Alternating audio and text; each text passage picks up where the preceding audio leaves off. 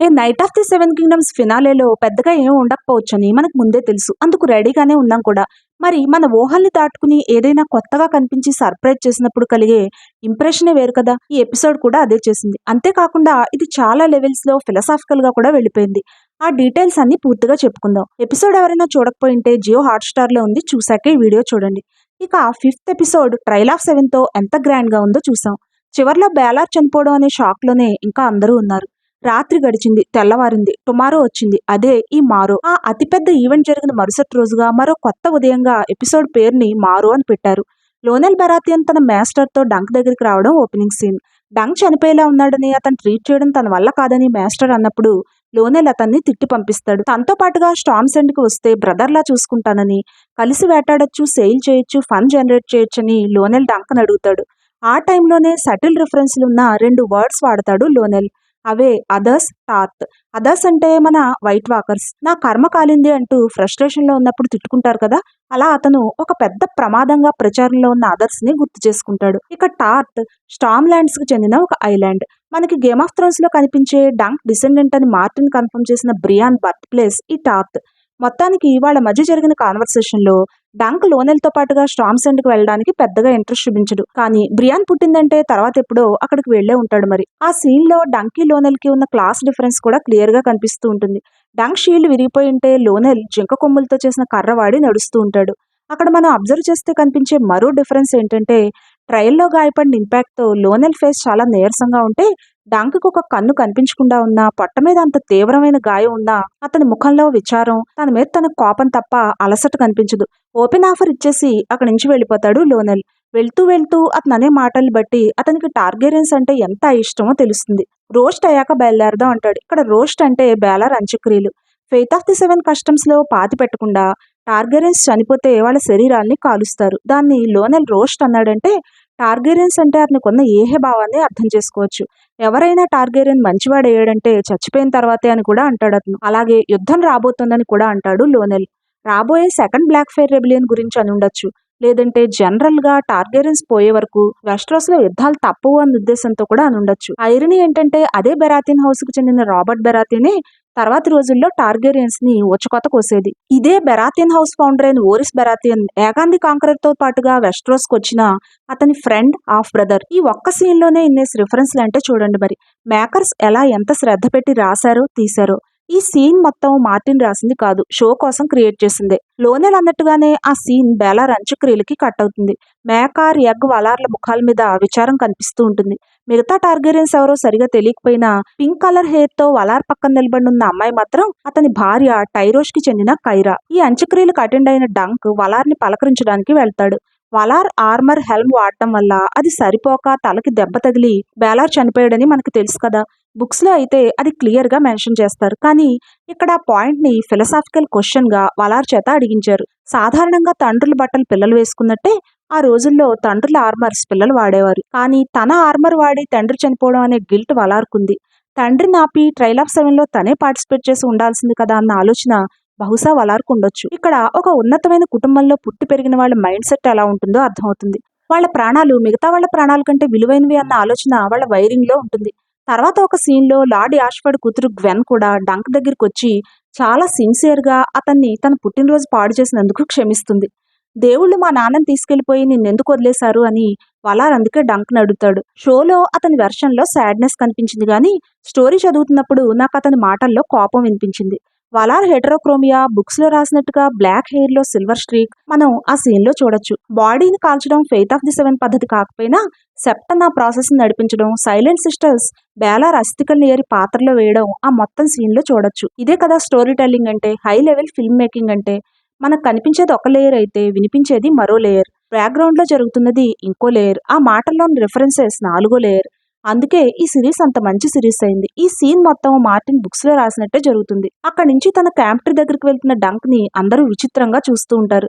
కొందరు అడ్మైర్ అవుతూ ఉంటే కొందరు కాస్త కోపంగా ఉంటారు. మొత్తంగా అందరూ అతన్ని బేలార్ కిల్లర్ గానే చూస్తున్నట్టుగా డంక్ ఫీల్ అవుతాడు. అప్పుడే అతనికి రేమన్ ఫాసవే కనిపిస్తాడు. తన షీల్డ్ లోని యాపిల్ ని గ్రీన్ కలర్ లోకి మార్చుకుని హౌస్ ని రెండు ముక్కలుగా చీల్చే రిఫరెన్స్ రేమన్ మాటల్లో ఇప్పుడు వినిపిస్తుంది. బుక్స్ లో ఇదంతా ట్రయల్ కి ముందే డంక్ చెప్తాడు రేమన్. ఇక్కడే లేడీ రావన్ అనే పేరుతో రెడ్ అనే సెక్స్ వర్కర్ కనిపిస్తుంది.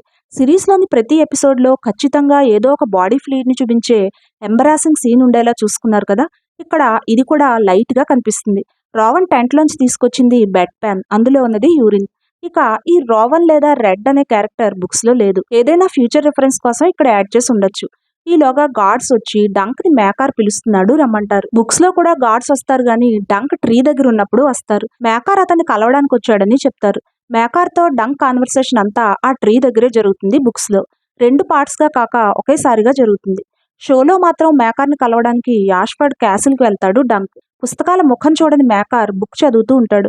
బహుశా అతను చదవట్లేదేమో. దాన్ని చూస్తూ పుస్తకాలు విపరీతంగా చదివే తన అన్న బేలార్ని గుర్తు చేసుకుంటూ ఉండుండొచ్చు. పాజిటివ్ టోన్ లోనే కాన్వర్సేషన్ మొదలు పెడతాడు మేకార్. ఇదంతా జరగడానికి కారణమైన ఏరియన్ ని ఫ్రీ సిటీస్ కి పంపిస్తున్నానని చెప్తాడు. తర్వాత తన అన్నని కావాలని చంపలేదని మనసు విప్పి డంక్ తో షేర్ చేసుకుంటాడు.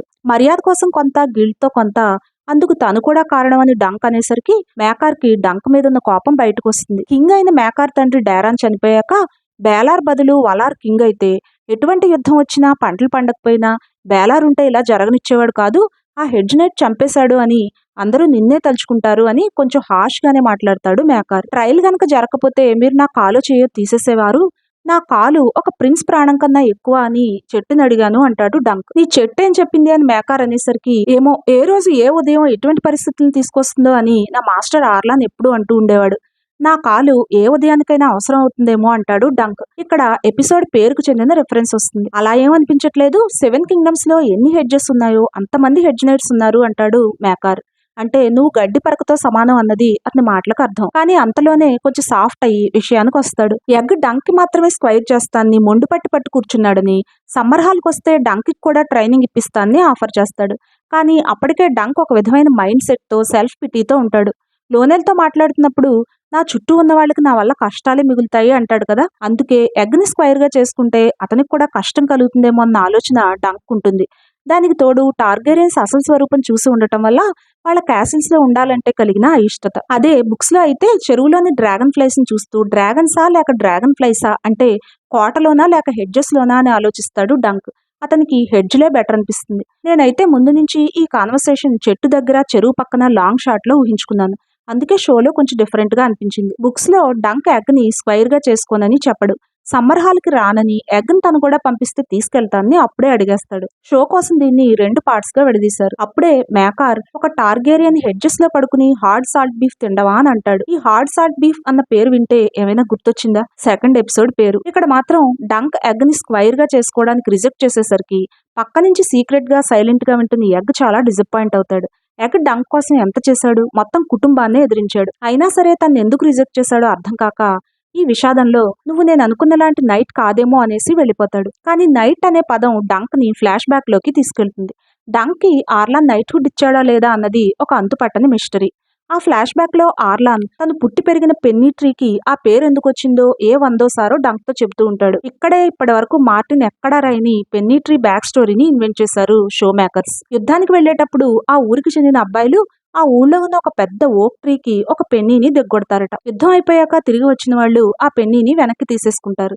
కానీ ఆ పెన్నీ ట్రీ మొత్తం పెన్నీలతో నిండిపోయి ఎప్పుడు చూసినా కొత్తది కొట్టాలంటే ఖాళీ లేకుండా ఉంటుంది అంటాడు ఆర్లాన్.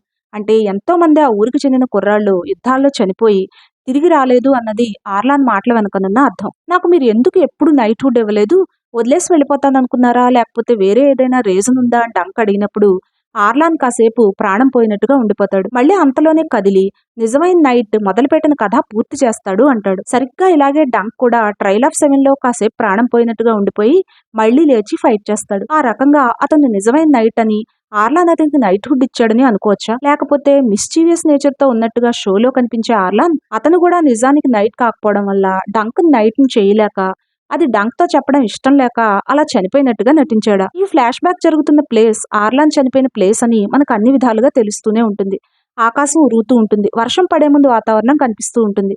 ఆ చెట్టు కూడా అప్పటిదే. అప్పుడో కాసేపటికో ఆర్లాన్ అక్కడే చనిపోయి ఉండొచ్చు. మరి అతను డంక్ నైట్హుడ్ ఇచ్చాడా లేదా అన్న ప్రశ్నకి సమాధానం చెప్పినట్టే చెప్పి మళ్ళీ చనిపోయిన ఆర్లాన్ని బతికించి దాన్ని మిస్టరీగానే ఉంచేశారు. ఆ సీన్ అయిపోయాక చనిపోయే లోపుగా ఆర్లాన్ డంక్ ని నైట్ చేసి ఉండొచ్చు, లేదా చెయ్యకపోయి కూడా ఉండొచ్చు. ఎవరెలా అనుకుంటే అలా. ఈ సీన్ కూడా మార్టిన్ రాయలేదు. నెక్స్ట్ సీన్ లో హంఫ్రీల లాస్ట్ రైట్స్ జరుగుతూ ఉంటాయి. డంక్ విచారంగా కూర్చుని ఉంటాడు. రేమన్ రోవాన్లు కూడా అక్కడ ఉంటారు. బ్రీఫ్ గా లోనెల్ని కూడా చూడొచ్చు. బీస్బర్రీల కష్టం ప్రకారం హంఫ్రీ బీస్బర్రీ బాడీని బీస్ కి ఇస్తున్నారన్నమాట. ఈలోగా డంక్ కి డారన్ మాట వినిపిస్తుంది. అతని దగ్గరికి వెళ్లి నీ వల్ల చనిపోయిన వాళ్ళ లాస్ట్ రైట్స్ కి రావడానికి నీకెంత ధైర్యం అని అడుగుతాడు డంక్. డారన్ అక్కడికి వచ్చింది ఎగ్ ని స్క్వైర్ గా చేసుకోమని డంక్ ని అడగడం కోసం. డంక్ ఒప్పుకోపోయేసరికి టార్గెరియన్స్ తో కలిసి పెరిగితే ఎగ్ కూడా ఏరియన్ లాగా అయిపోయే ఛాన్స్ ఉందని అర్థం వచ్చేలా మాట్లాడతాడు. అతని మాటలు డంక్ ని ఒక రకంగా షాక్ చేస్తాయి. ఎగ్ మంచి కోసమే అతనికి దూరంగా ఉండాలనుకుంటాడు డంక్. కానీ ఫ్యామిలీతో పెరిగితే ఎగ్ అమాయకత్వం పసితనం నాశనం అయ్యి ఏరియన్ లా క్రూరుడిగా మారే ఛాన్స్ ఉందని డారాన్ మాటలను బట్టి డంక్ కనిపిస్తుంది. ఏరియన్ కి ఫిషింగ్ అంటే ఇష్టమని చిన్నప్పుడు బాగుండేవాడని డారాన్ అనే సీన్ ఎగ్ పక్కన ఫిష్ కర్రీ ఉన్న సీన్ కి కట్ అవుతుంది. ఈ డారాన్ తో డంక్ మాట్లాడే సీన్ మొత్తం షో కోసం క్రియేట్ చేసింది. అసలే అంకుల్ బేలార్ చనిపోయిన బాధకి తోడు డంక్ రిజెక్ట్ చేసిన హార్ట్ బ్రేక్ లో ఉన్న ఎగ్ ముఖంలో బాడీ లాంగ్వేజ్ లో ఆ కోటలో ఉన్నప్పుడు అతను ఫీల్ అయ్యే సఫోగేషన్ డార్క్ షేడ్స్ క్లియర్ గా కనిపిస్తూ ఉంటాయి. ఆ 9 ఏళ్ల కుర్రవాడు వయసుకు మించిన బరువుతో ఉన్నట్టుగా కనిపిస్తాడు. ఈలోగా అద్దంలో పెరుగుతున్న అతని సిల్వర్ హెయిర్ ని కూడా చూసేసరికి ఎగ్ కి ఏరియన్ మీద ఉన్న కసి మరింతగా పెరిగిపోతుంది. డారాన్ చెప్పినట్టుగా కడుపులో ఉన్నప్పుడే పిచ్చితనాన్ని దాచుకుని పుట్టిన ఒక టార్గేరియన్ గా ఎగ్ లోని ఆ సెకండ్ సైడ్ బయటకు రావడానికి సిద్ధమవుతుంది. తన పసితనాన్ని అమాయకత్వాన్ని వదిలేస్తున్నట్టుగా ఫిష్ కి గుచ్చున్న చాకు తీసుకుని ఏరియన్ రూమ్ లోకి వెళ్తాడు. అనుకోకుండా అక్కడ మేకార్ కూర్చుని ఉండడంతో ఎగ్ మళ్ళీ స్పృహలోకి వస్తాడు. ఆ టైంలో ఎగ్ గా డెక్స్టర్ చూపించిన ఎక్స్ప్రెషన్స్ అద్భుతంగా ఉంటాయి. ఇక ఈలోగా డంక్ వచ్చాడని గార్డ్స్ చెప్పడంతో మళ్ళీ ఎగ్ ముఖంలో ఆశ చిగురిస్తుంది. మేకార్ ని మళ్ళీ కలిసిన డంక్ ఈసారి ఎగ్ ని తన కూడా పంపమని అడుగుతాడు. హెడ్జ్ నైట్ కి స్క్వైర్ గా తనతో పాటే తిరుగుతాడని అంటాడు. అందుకు మేకార్ ఒప్పుకోడు. అతన్ని ఒప్పించడం కోసం డారాన్ ఏరియన్లు మీరనుకున్నట్టే పెరిగారు కదా, అలా ఎందుకు తయారయ్యారు అని అర్థం వచ్చేలా మాట్లాడతాడు డంక్. అందుకు మేకార్ డిఫర్ చేయడు గాని ఎగ్ తన చిట్ట చివరి కొడుకు అంటాడు. అంటే చిన్నవాడని ప్రేమ లేక తనకి మిగిలిన చివరి ఆశ అని చెప్పడమా? నిజానికి మేకార్ ఎగ్ ని డంక్ కూడా పంపడానికి కారణం అతని చిట్ట చివరి కొడుకు కావడమే అనే ఒక వాదన ఉంది. ఎందుకంటే టార్గెరియన్స్ లో చివరి కొడుకులకి వాల్యూ ఉండదు. కానీ ఇక్కడ మాత్రం మేకార్ ఆ మాటల్లో అతనికి ఎగ్ మీద ఉన్న ప్రేమని ఆశని చూపిస్తాడు. క్లియర్ గా అతను డంక్ ప్రపోజల్ ని రిజెక్ట్ చేసినట్టే కనిపిస్తుంది. బుక్స్ లో అయితే డంక్ మాటలు విని మేకార్ ఏమీ సమాధానం చెప్పకుండా వెళ్ళిపోతాడు. అందువల్ల అతను డంక్ మాటలకు కన్విన్స్ అయ్యాడని మనకు అనిపిస్తుంది. నెక్స్ట్ సీన్ లో డంక్ దగ్గరికి స్వీట్ ఫుడ్ వస్తుంది. టానీలో పార్టిసిపేట్ చేయకపోవడం వల్ల డంక్ దగ్గర డబ్బులేమీ ఉండవు. అందుకే దాన్ని తిరిగి కొనలేకపోతాడు. కానీ రిచ్ ఫ్యామిలీకి చెందిన రేమన్ దాన్ని డంక్ కోసం కొని తీసుకొస్తాడు. తంది కాని దాన్ని తీసుకోకూడదనే ప్రిన్సిపల్ ఉన్న డంక్ దాన్ని రేమన్ దగ్గరే ఉంచమంటాడు. ఈ సీన్ కూడా బుక్స్ లో ఉండదు. నెక్స్ట్ సీన్ లో డంక్ ఆర్లాన్ లాంగ్స్ వాడుకున్న పెన్నీని తీసి అప్పటి వరకు తనకు ఆశ్రయం ఇచ్చిన ఓక్ ట్రీకి దిగ్గొడతాడు. అది ఒక రకంగా ఆర్లాన్ ని ఆనర్ చేసినట్టని అనుకోవచ్చు. ఇంకాస్త ఫిలసాఫికల్ గా ఆలోచిస్తే నైట్ గా డంక్ పుట్టిన ప్లేస్ అది. అందుకే పెన్నీ ట్రీ ఆర్లాన్ స్వంత ఊరైనట్టుగా ఆ చెట్టుని తన స్వంత ప్లేస్ అనుకుని అక్కడ పెన్నీని తెగ్గొడతాడు డంక్. అతను బయలుదేరదామని చెస్ట్నట్ ఎక్కబోతుండగా ఎగ్ అక్కడికి వస్తాడు. తన తండ్రి తన్ని డంక్ కి స్క్వైర్ గా వెళ్లమన్నాడని చెప్తాడు. మేకార్ మనసు మార్చుకున్నాడని డంక్ అనుకుంటాడు. చెస్ట్నట్ ని ఎగ్ ఇచ్చి థండర్ మీద కూర్చుంటాడు. ఎక్కడికి వెళ్దాం అన్న క్వశ్చన్ వచ్చినప్పుడు 7 కింగ్డమ్స్ లో ఎక్కడికైనా వెళ్ళొచ్చు, నేను ఎప్పుడు డాన్ ని చూడలేదు అని డంక్ అనబోతుండగా 7 కింగ్డమ్స్ కాదని 9 అని ఎగ్ లెక్క చెప్తాడు. టార్గెరియన్స్ వెస్ట్రోస్ కి వచ్చాక వాళ్ళ కోసం క్రౌన్ ల్యాండ్స్ అనే ప్లేస్ ని రివర్ ల్యాండ్స్ నుంచి విడదీసి వాళ్ళు అక్కడ ఉండడం మొదలు పెట్టారు. ఇక డాన్ అంతకు ముందు వరకు టార్గెరియన్స్ కాంకర్ చేయలేకపోయారు. బేలార్ తండ్రి టైంలోనే అది టార్గెరియన్స్ కింగ్డమ్ లో జాయిన్ అయింది. బేలార్ తండ్రి డారాన్ డాన్ కి చెందిన మిరియా మార్టెల్ ని పెళ్లి చేసుకుని డాన్ ని తన సామ్రాజ్యంలో కలుపుకున్నాడు.